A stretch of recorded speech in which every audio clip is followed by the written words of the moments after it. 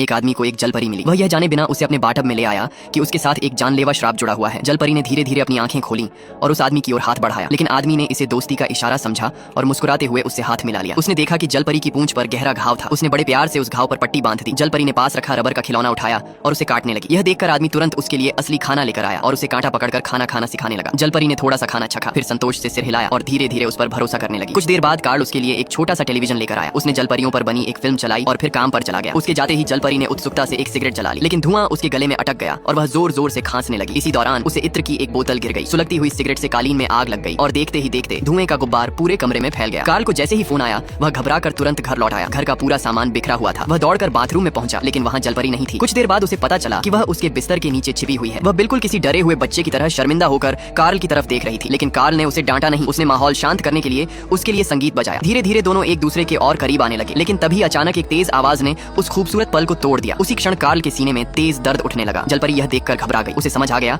कि अब उसे वहां से चले जाना चाहिए। कार्ल उसे अपनी बाहों में उठाकर एक बड़े एक्वेरियम में ले गया। पानी में उतरते ही जलपरी खुद को फिर से पूरी तरह आजाद महसूस करने लगी। वह मछलियों के बीच तैरती हुई कार्ल की ओर हाथ बढ़ाने लगी। कार्ल ने बिना एक पल सोचे पानी में छलांग लगा दी और उसकी ओर तैरने लगा। जलपरी उसके चारों ओर तैरती रही। उस पल दोनों अपनी जिंदगी के सबसे खूबसूरत एहसास को जी रहे थे, लेकिन जैसे जैसे कार्ल का प्यार गहराता गया, वैसे वैसे उसके दिल का दर्द भी बढ़ता गया। उसके सीने में असहनीय पीड़ा होने लगी और उसकी सांसें तेज चलने लगी। जलपरी तुरंत उसके पास आई, उसे प्यार से चूमा और उसे पकड़कर पानी की सतह तक ले आई। फिर उसने कार्ल को सच बताया, अगर कोई उससे सच्चा प्यार करता है तो उसका दिल धीरे धीरे धड़कना बंद कर देता है। कार्ल ने कुछ भी नहीं कहा। वह अपने कमजोर शरीर के बावजूद जलपरी को लेकर समुद्र किनारे पहुंचा। दोनों ने एक दूसरे को आखिरी बार मजबूरी में चूमा। जलपरी नहीं चाहती थी कि कार्ल उसकी वजह से अपनी जान गंवा दे, इसलिए वह मुड़ी और गहरे समुद्र की ओर तैर गई। जैसे ही वह उससे दूर गई, कार्ल के दिल ने हमेशा के लिए धड़कना बंद कर दिया। उस पल जलपरी ने भी अपने दिल में वही दर्द महसूस किया जो